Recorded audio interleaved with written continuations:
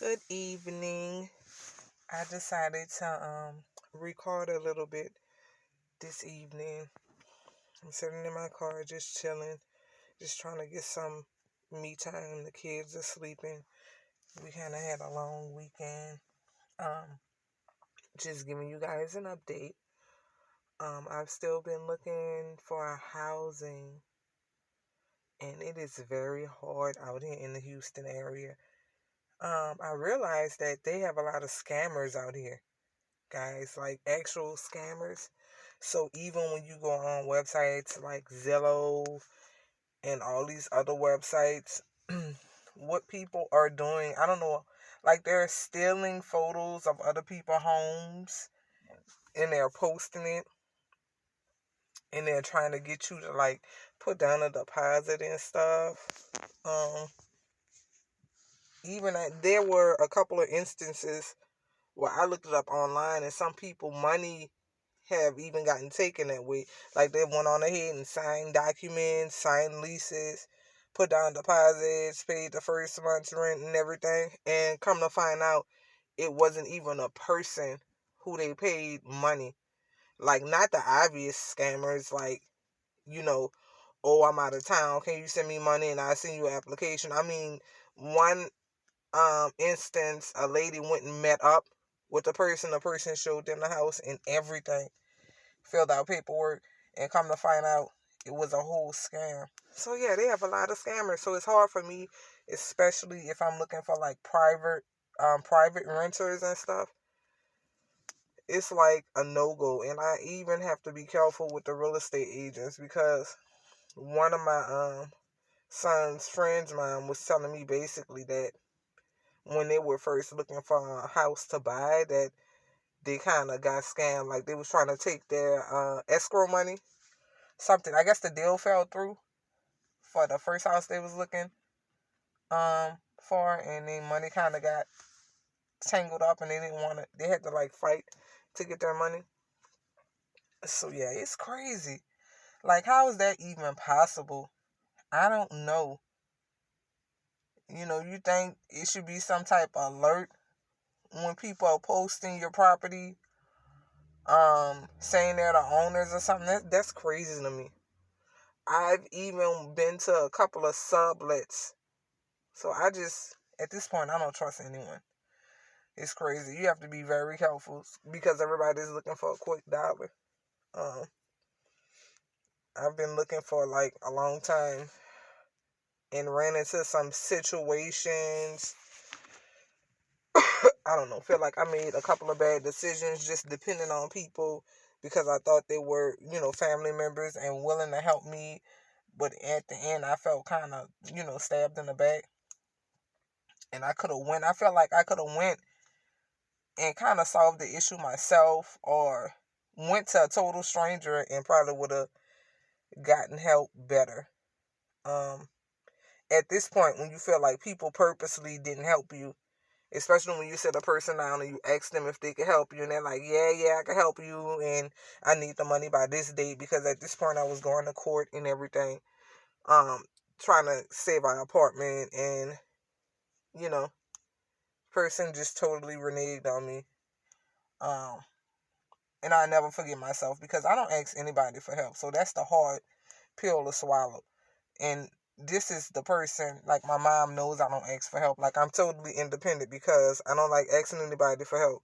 Because I'm not comfortable, because she's never made me comfortable asking her for anything. And as a child that doesn't ask for much, you think you wouldn't have that type of parent, but I do. So that's a very like lonely situation when you feel like you have to beg somebody when you've basically done everything else on your own. I've never asked for a leg up, not from her anyway. If anybody has given me a leg up, it wasn't her, but so yeah, it's kind of a hard situation for me to be in. And I'm kind of disappointed. A lot of people say I shouldn't be disappointed in myself and so hard on myself, but I am, because I feel like I should have known better. It'll never happen again though, because I worked so hard to get to where I am, and just thinking that people are like you and thinking like you is almost like you have to get rid of that mindset. Like, when you're a certain way, you expect people to be a certain way. And it's hurtful when they're not, especially when it's your parents. You know, when you feel like, well, you would want the best for that person. If you had, you would do for them. Like, literally, this person had, and during a time, like, they just refused, like, on purpose. I think on purpose. Even though the person not saying they done it on purpose, I think it was done on purpose. Like, a couple of days up to the date where the money was due, there was just like a no-show, basically. So you can't tell me you didn't do that on purpose and that you didn't know, like, trying to pretend. You know, like one of those people that pretend they don't know what they're doing or they don't remember. It's a type of situation like that. You knew what you were doing. And it's even more hurtful because I have 2 teenagers, you know. Like, even if you don't take me into consideration, take your grandchildren into consideration, you know what I'm saying? But at this point, I'm over it. I'm over it at this point, y'all. I should have brought water, but I have ice. Excuse me. So, I've just been looking, lesson learned. It's a hard lesson to learn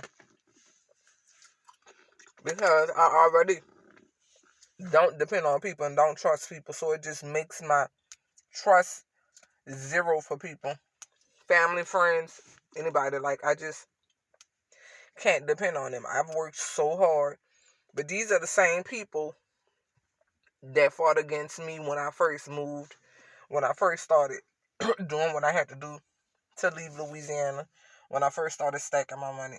When you talk about people acting ugly just for no reason, people purposely throwing salt, shade, people purposely not helping you with your kid, like on purpose doing stuff just to kind of sabotage you on purpose. And I never could understand, but I feel like it's my fault because it doesn't matter. It's hard to cut ties with family, right? It's very hard to cut ties with family. But I feel like because it happened before I left, I should have went with my first mind and left these people alone. Not just my mom. It's just like a lot of other shady people doing shit to me too. And before then, like 5 or 6 years ago, they was doing everything, not only attacking me, but attacking my kids too. And the same thing happened. So at this point, I just feel like I'm done, you know? I'm done. And you know how if a person does something to you and they know they're wrong, and then they come after the fact and try to throw sugar on it, like then they'll try to throw you out a line. Like, you see somebody purposely let you drown.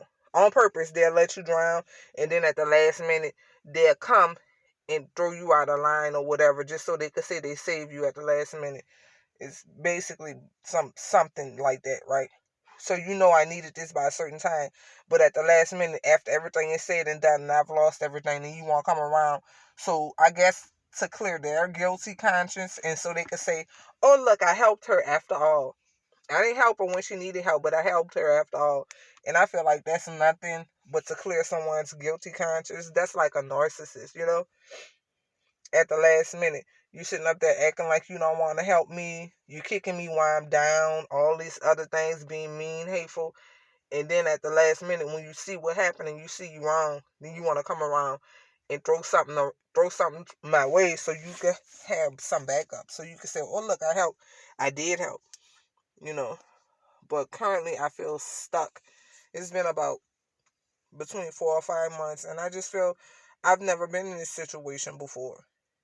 And I just feel like I let myself and my family down really, really, really big this time. I don't feel motivated, and it's hard for me to start all over again because I don't have the steady income I had at first, right? Even if you have a lump sum of money, I don't have the steady income I had at first when I first moved out here in the Houston area, and they're looking for that. They're looking for more of a steady income, a paycheck every week or a paycheck every 2 weeks, and I don't have that. I have income, if you understand what I'm saying, but I don't have a steady income.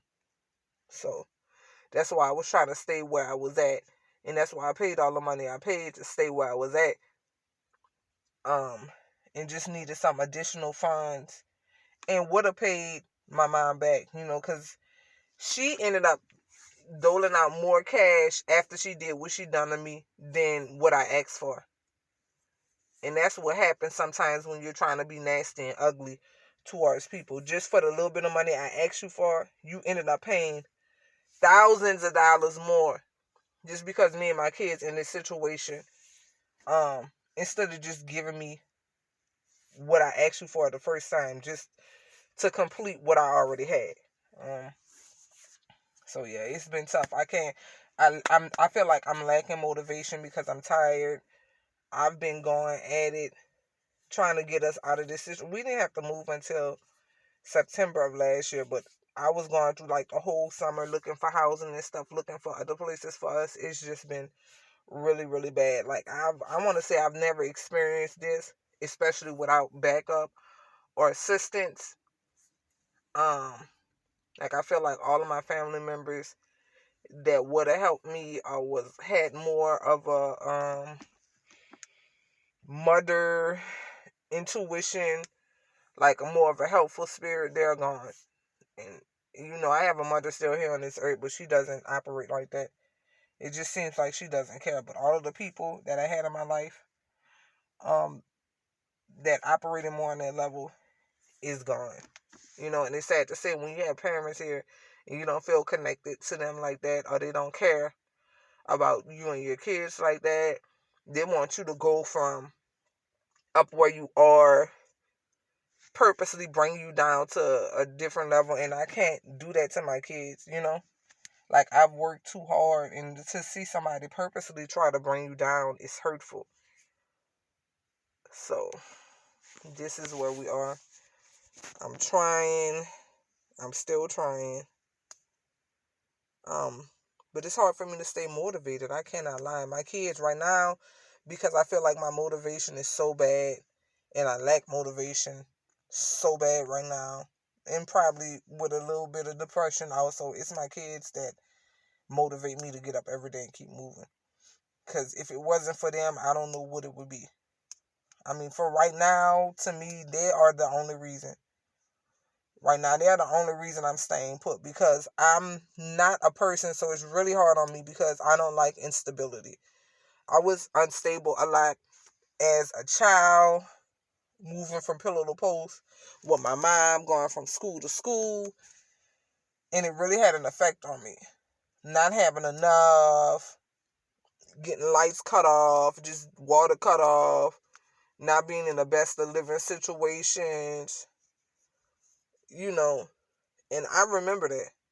So I don't know, and it's probably not an issue for my mom, because I'm saying she's a person that's used to living, being unstable. I'm not. I don't even like moving, and I know that maybe that's just like a trauma response, because if I didn't have a traumatic experience with moving, I probably would have left these apartments sooner, and I probably should have left during the pandemic when everybody else was moving.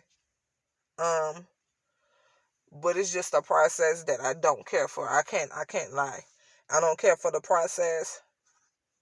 I don't like moving around like that.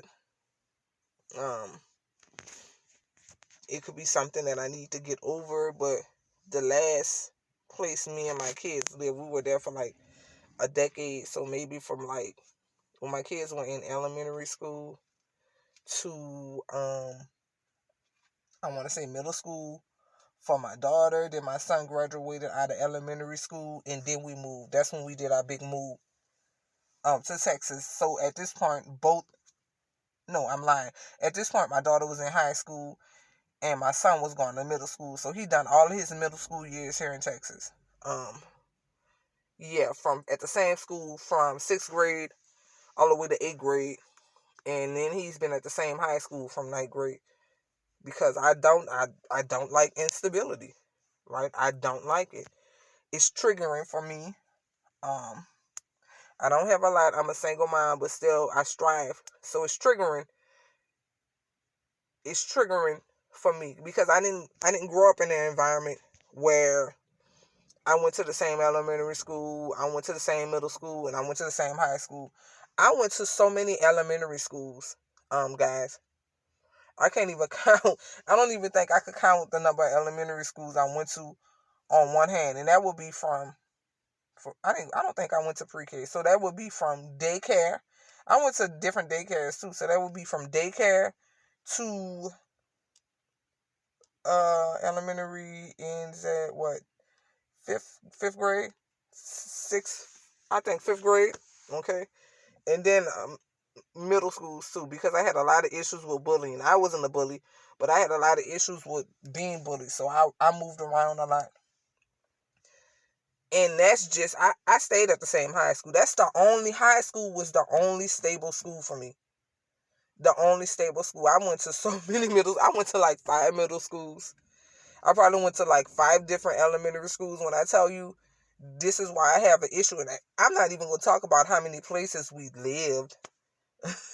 Different places we lived. When I say unstable, so my mama isn't even, she's not familiar with being unstable. She is familiar with unstable, but she doesn't see it as dysfunctional. She sees what I'm going through as normal. She doesn't see any issue with it.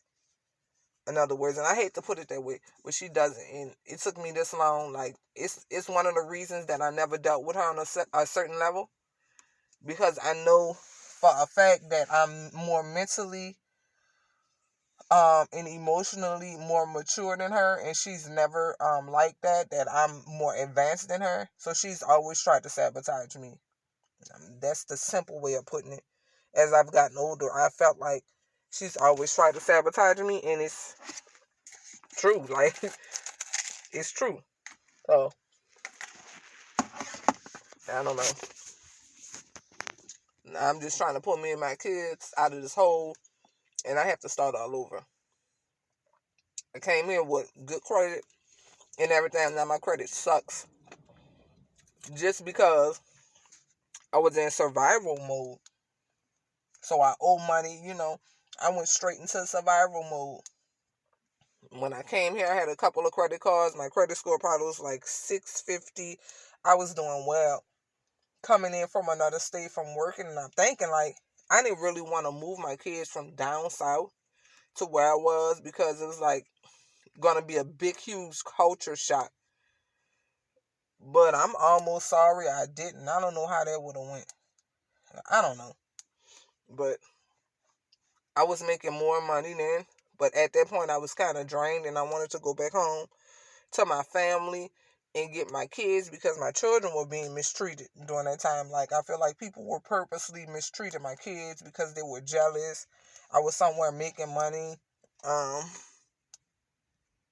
saving money, But I don't know. I just feel like I have to let it go, let the people go, and just basically start all over. But with a clean slate. But I'm usually the type of person, I don't have an issue starting over. I don't have an issue making a plan. But I swear, like, it's so hard for me to come up with a plan, because I'm not in the same mindset that I used to be. I'm not of the same mindset. I don't think the same. I don't want the same thing. So it's hard for me to, like, come up with a plan now. I feel like I'm coming up with nothing. I've tried and I've tried. I'm probably, like, burnt out. And I'm just tired at this point. I don't know what needs to happen, but at this point, yeah, I'm kind of tired. And the only reason I feel like I'm hanging on is for my kids again. That sounds kind of pathetic, but that's what it is right now. Like, it's hard.